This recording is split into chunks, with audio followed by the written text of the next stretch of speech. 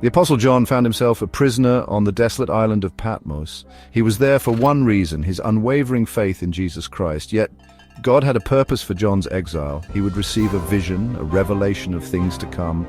This vision, captured in the book of Revelation, is a tapestry of hope and terror, of judgment and salvation.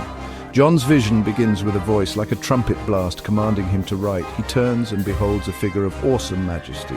It is Jesus Christ, radiating glory and power. He stands amidst 7 golden lampstands, representing his church, and holds 7 stars, symbolizing his messengers. This is where our journey begins, in the heart of this divine revelation. John is lifted up in the Spirit. He finds himself in a place beyond description, the very throne room of God. Imagine a sea of crystal shimmering like 1,000 sunsets, lightning flashes, thunder roars. Around the throne are 24 thrones, occupied by elders clothed in white, their heads crowned with gold. From the throne emanate flashes of lightning, rumbles of thunder, and peals of unimaginable sound. Before the throne burns a sea of glass, clear as crystal, reflecting the glory of God in all its brilliance. The air is filled with the music of heaven, the praises of countless angels. And at the center of it all sits God himself, the Almighty. The throne room is not a place of fear for believers, but of awe and wonder. In the right hand of him who sits on the throne, John sees a scroll. It's written within and on the back, sealed with 7 seals.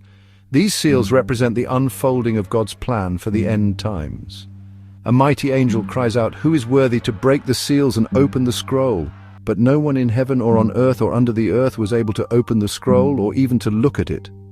John weeps greatly because no one was found worthy. Then one of the elders speaks, "Do not weep. Behold, the Lion of the tribe of Judah, the Root of David, has triumphed." John sees a lamb standing in the center of the throne room, appearing as though he had been slain. This is Jesus Christ, the Lamb of God who takes away the sin of the world.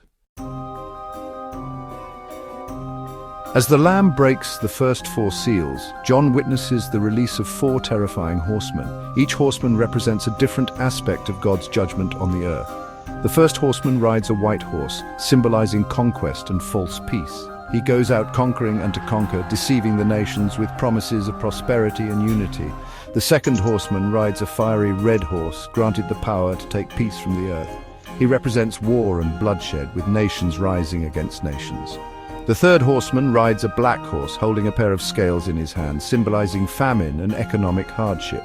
A voice cries out, "A quart of wheat for a denarius, and 3 quarts of barley for a denarius, and do not harm the oil and the wine." Finally, the 4th horseman appears, named Death, with Hades following close behind. He rides a pale horse, bringing pestilence and death. Authority was given to them over 1/4 of the earth to kill with sword, with hunger, with death, and by the beasts of the earth. The 4 horsemen are a terrifying vision of judgment. They represent the consequences of humanity's rebellion against God. The book of Revelation is not just a story of destruction and despair. It is also a story of hope and redemption. Even in the midst of the apocalypse, God's love and mercy shine through. John's vision reminds us that even in the darkest of times, darkness does not have the final say. Throughout his vision, John sees glimpses of the faithful. He sees the 144,000 sealed from the 12 tribes of Israel, protected from the worst of the tribulation. He sees a vast multitude from every nation, tribe, people, and language, standing before the throne of God, clothed in white robes. The book of Revelation culminates in a glorious vision of the new heavens and the new earth. God's dwelling place is now with man, and he will dwell with them. The book of Revelation is a call to action and a message of hope for those who are faithful.